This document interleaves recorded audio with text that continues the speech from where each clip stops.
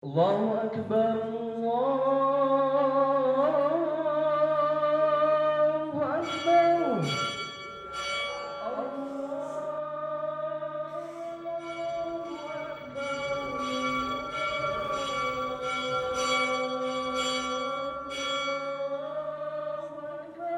Asyhadu an la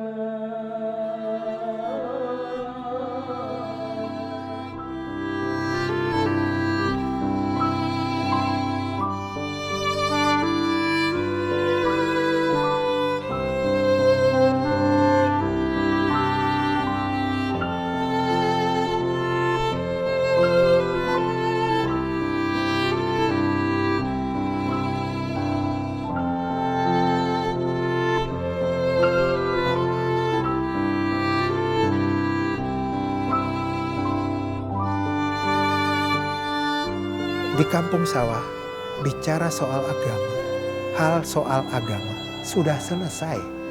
Nggak usah dibahas.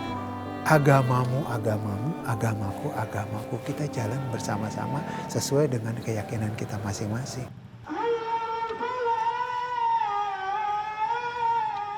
Yang Kristen ke gereja, yang Islam ke masjid, yang Kristen haleluya, yang Islam la ilaha illallah, yang Kristen kebaktian, yang Islam ke pengajian. Oh, kalau udah begitu enak udah, nggak ada permasalahan.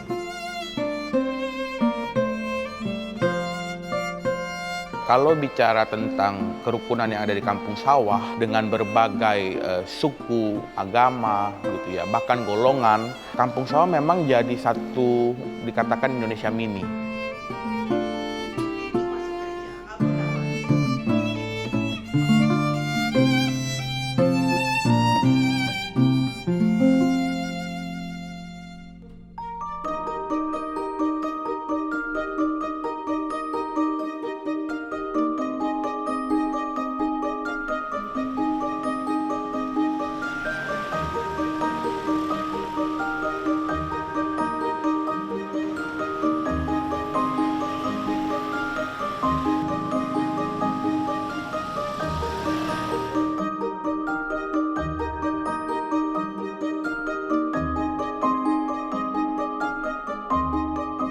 Mengucap syukur atas kelahiran cucu pertama, Axel dan Joseph dalam segala masa.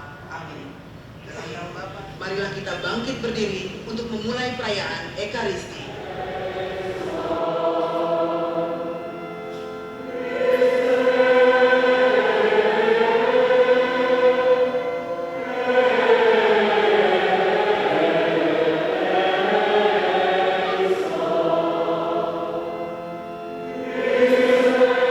Kalau ditanyakan kok ada Betawi yang Kristen, ya di sini ya barangkali Kristennya dulu yang ada, ya yang ada itu Kristennya dulu. Nah kemudian pengembangan atau katakanlah mengangkat budaya Betawinya itu kan belakang-belakangan. Nah ketika budaya itu kami sadari betul bahwa budaya itu mempersatukan. Maka kita yang identik dengan orang-orang Betawi ya kita angkat kembali ini budaya Betawi.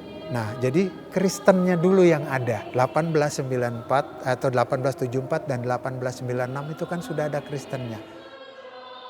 Kita memang identik dengan budayanya Betawi, budaya Betawi. Tetapi dialek yang kami pergunakan di sini tidak persis dengan dialek yang ada di Betawi Jakarta, misalnya di Condet atau di Kampung Melayu. Kan mereka biasanya menggunakan akhiran mau kemana, bagaimana, dan sebagainya. Sementara Kampung Sawah tidak seperti itu, tetap seperti biasa, mau kemana, bagaimana, siapa, dan sebagainya. Dan itu dikatakan orang ini Betawi ora gitu loh, Betawi pinggir. Sama seperti Kristus yang telah menerima kita untuk kemuliaan Allah, mengukuhkan janji yang telah diberikan Allah kepada nenek moyang.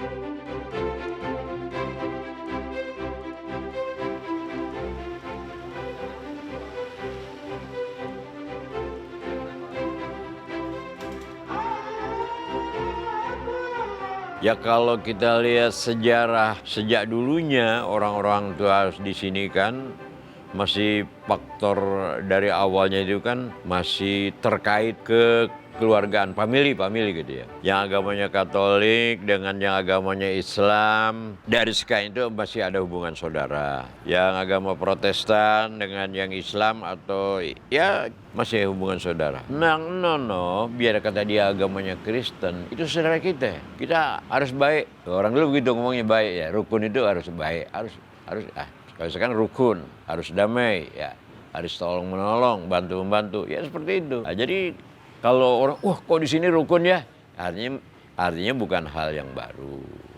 Justru kita mempertahankan hakikat sebagai manusia ini memang hidup harus rukun. Ya memang pada dasarnya manusia ini diciptakan oleh Allah ke dunia ini bukan untuk permusuhan, bukan ada saling menyombong.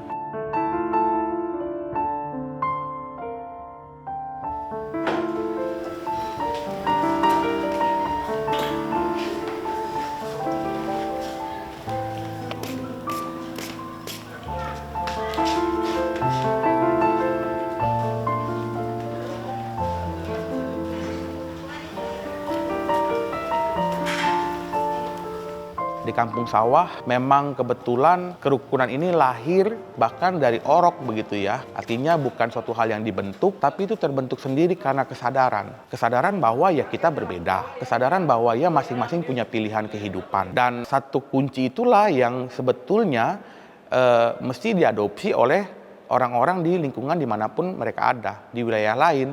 Bahwa kita sadar Indonesia itu beragam. Kita sadar Indonesia itu bukan hanya satu dua agama.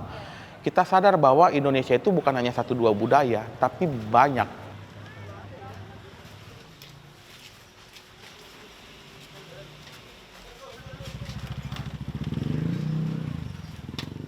Kita tidak perlu pusing-pusing teruslah mencari persamaan, karena akan sulit untuk menemukan persamaan-persamaan yang ada. Tapi justru kita menghargai dan merayakan perbedaan yang ada. Kalau kita sibuk mencari persamaan, tapi ujung-ujungnya ada begitu banyak perbedaan, kita mungkin menjadi orang yang kecewa. Tapi kalau kita sudah sadar bahwa ya ada yang berbeda, ya ada yang tidak sama, dan kita menerima dan menghargai itu, saya rasa itu menjadi pilihan yang baik. Kita masih mau lanjut ya. Iya, pamit ya. Ini dari gereja. Kita sama-sama sadar Tuhan kita itu adalah Tuhan yang Maha Kuasa dan Dia yang menghadirkan begitu banyak keragaman dalam kehidupan kita. Untuk apa? Untuk kita bisa saling menghargai satu dengan yang lain. Untuk kita bisa menekan ego diri kita. Untuk kita bisa mawas diri bahwa kita hidup nggak sendirian, tapi dengan orang-orang yang ada di sekeliling kita.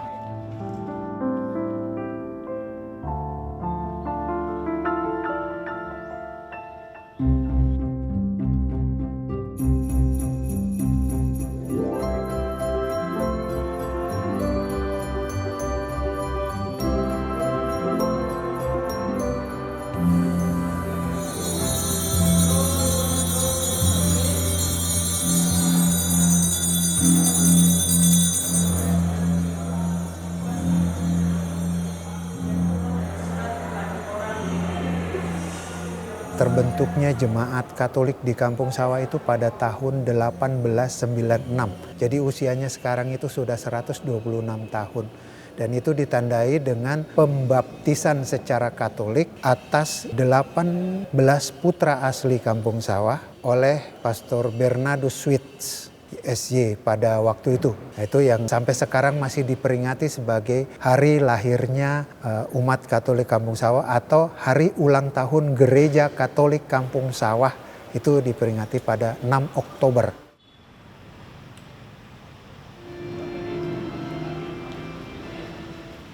Gereja Katolik itu memang senantiasa harus menjadi bagian dari tradisi lokal, inkulturatif, artinya memasukkan tradisi-tradisi yang ada di wilayah gereja itu sendiri harus menjadi bagian dari tradisi gereja.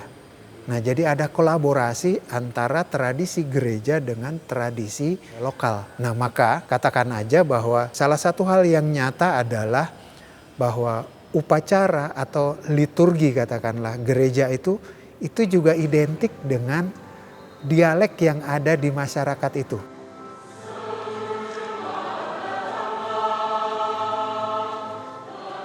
Di Kampung Sawah juga sesekali ada dialek Kampung Sawah. Itu pada hari Minggu pertama 8:30 itu ada ibadah yang menggunakan dialek Kampung Sawah. Nah itu maka suatu hal yang konkret nyata bahwa gereja menjadi bagian dari kearifan lokal yang ada, menjadi bagian dari tradisi yang ada. Bukan sesuatu yang bertentangan ya, bukan hal yang bertentangan. Nah itu kita menjadi bagian dari perjalanan itu tadi.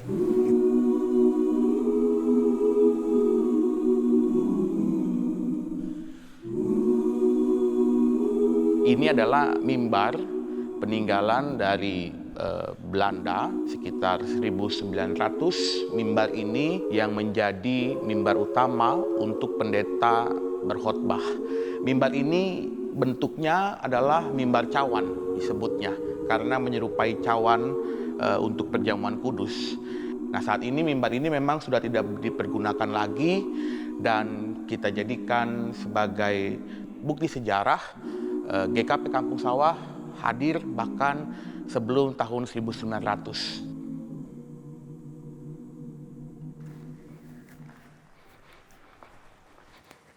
Sekitar tahun 1870, Mr. Anting itu datang ke daerah Kampung Sawah ini. Dia dahulu adalah seorang jaksa di Jatinegara, kemudian beliau akhirnya memutuskan pensiun untuk pekabaran Injil. Beliau ini memang keliling ke daerah Batavia dan juga ke daerah pinggiran Jakarta saat itu, termasuk Kampung Sawah. Nah memang yang menjadi unik dari Mr. Anting ini adalah cara dia mengabarkan Injil yang melihat bahwa budaya setempat itu dipakai untuk mengabarkan berita tentang keselamatan Tuhan Yesus. Sehingga Mr. Anting ketika datang bukan dengan gaya barat, tetapi dengan gaya pribumi di tempat ini. Kondisi sosial masyarakat saat itu yang masih memiliki kepercayaan akan kebatinan atau istilah ngelmu di sini begitu kental. Dan Mr. Anting saat itu datang mengajarkan bahwa ya ilmu yang sejati gitu ya ada dalam kekristenan.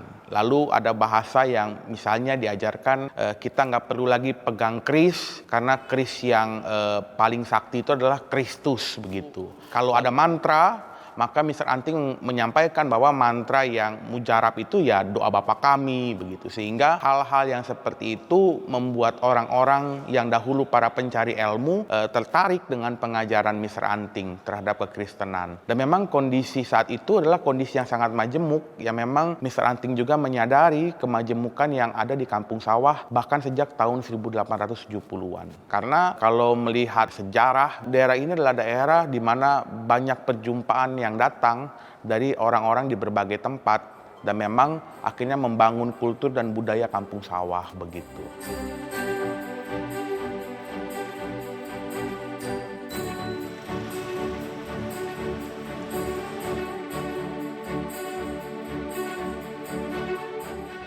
Dan lokasi yang saya tempat tinggal ini, YASPI, dikenal di mana-mana. YASPI itu singkatan dari Yayasan Fisabilillah atau Yayasan Pendidikan Fisabilillah, yang saya sebagai pendirinya sampai saat ini menjadi ketua yayasan, berdiri sejak tahun 1977.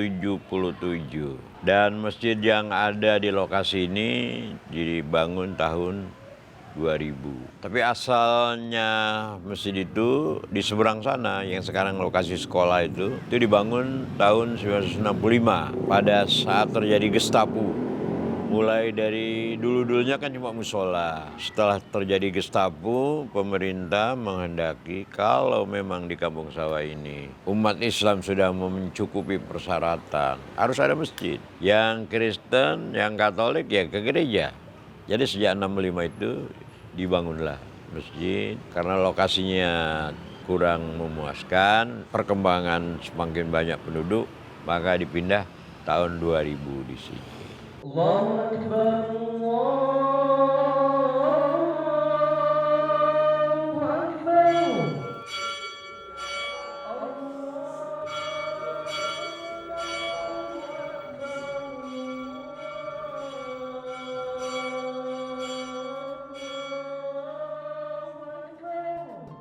kalaupun katakanlah ada dinamika di antara rumah-rumah ibadah, itu sudah keseharian. Sudah keseharian bahwa ketika kami beribadah ada suara azan, ya saya pikir mereka juga berdoa. Jadi yang kita tarik hikmahnya adalah bahwa semuanya ikut mendoakan. Entah siapa yang mau didoakan untuk negara dan bangsa ini atau masyarakat ini, kita sama-sama berdoa menurut keyakinan kita masing-masing. Kadang-kadang persinggungan waktu itu memang terjadi, tetapi orang-orang Kampung Sawah sudah sangat memahami. Ketika lonceng Servatius berbunyi gitu ya, itu kan saut-sautan sebetulnya dengan lonceng di GKP ya. Lalu nggak lama azan subuh berkumandang, bahkan ketika ibadah sore azan maghrib berkumandang. Buat saya itu bukan suatu hal yang mengganggu karena masing-masing agama pasti punya panggilan beribadahnya dan kami semua sangat menghargai itu. Bahkan ketika lokasi berdekatan gitu ya, bukan berarti kita jadi sensitif gitu ya dengan yang lainnya. Tapi terkadang juga terbantu loh, dan itu menjadi satu irama yang justru melahirkan keharmonisan, dan itu menjadi satu hal yang indah menurut saya dan mungkin jarang ditemui.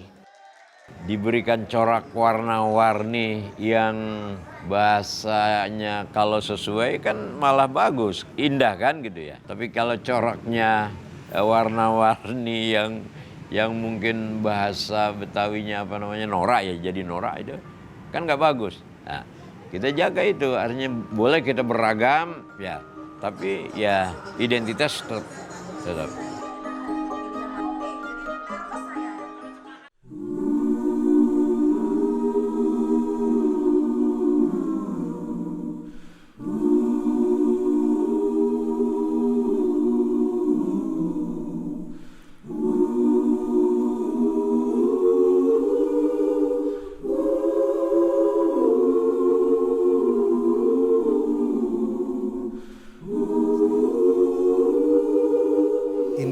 Relikwi Santo Servatius.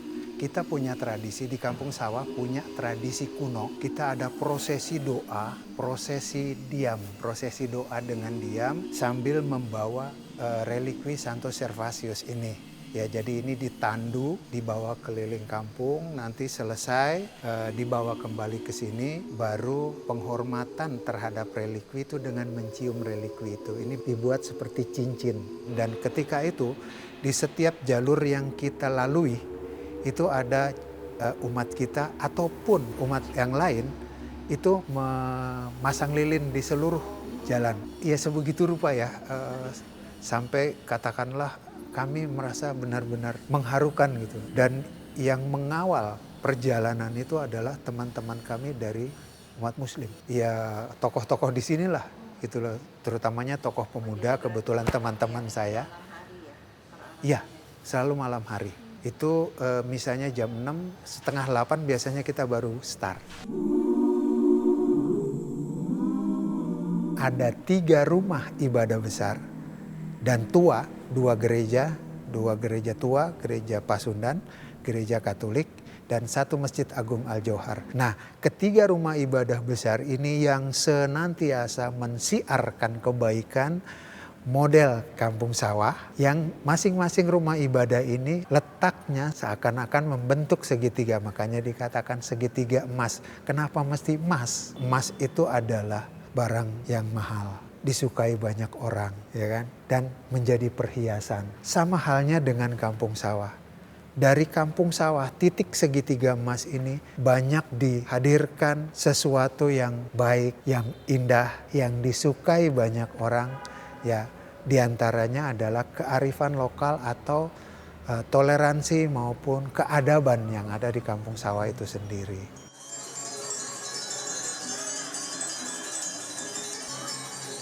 Ada kelompok-kelompok kegiatan yang muncul oleh sebab kekuatan dari kerukunan itu sendiri untuk menggalang lebih jauh, untuk memberikan kesempatan sebagai implementasi dari kerukunan itu, kebersamaan itu. Misalnya ada perayaan sedekah bumi, itu merupakan tradisinya gereja Katolik Kampung Sawah. Nah, itu mengundang teman-teman juga, mengajak teman-teman yang Kristen lain, yang Muslim untuk hadir dalam perayaan itu, tapi di luar ibadah. Nah, itu hadir bersama-sama kita merayakan ini sebagai kebersamaan, sebagai bentuk toleransi, sebagai bentuk sukacita bersama, itu dilakukan dan itu ada setiap tahun.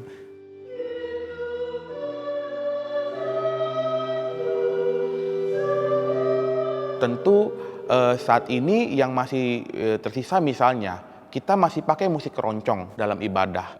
Budaya yang memang saat itu dipakai. Dulu ada yang namanya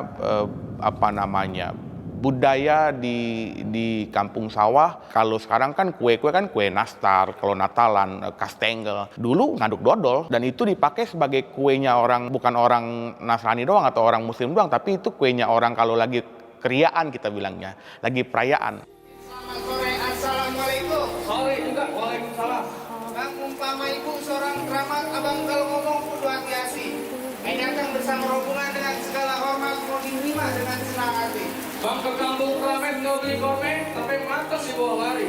Hormat abang, hormat terima kami. Tradisi sebetulnya juga masih dipakai palang pintu, kita juga pakai palang pintu dalam beberapa event ibadah, dan tadi soal musik, bahkan pakaian gitu ya, orang-orang gereja Katolik pun rutin gitu ya memakai baju koko yang memang itu bukan pakaian agama, tetapi memang itu pakaian yang selama ini dipakai oleh orang-orang kampung sawah, kebaya encim, dan di GKP pun itu juga dipakai di beberapa event untuk menunjukkan bahwa ya kita nggak bisa lepas sebetulnya kehadiran kita dengan budaya yang hadir di tempat di mana kita ada. Dan juga yang menjadi perhatian adalah bagaimana kami juga menularkan nilai-nilai kerukunan ini kepada generasi muda. Maka di Kampung Sawah kami bergabung dalam Forum Nasional Bhinneka Tunggal Ika, di mana concernnya adalah memupuk juga generasi muda untuk belajar tentang kerukunan, untuk mereka bisa menghargai juga budaya warisan nenek moyang yang sudah ditinggalkan di Kampung Sawah.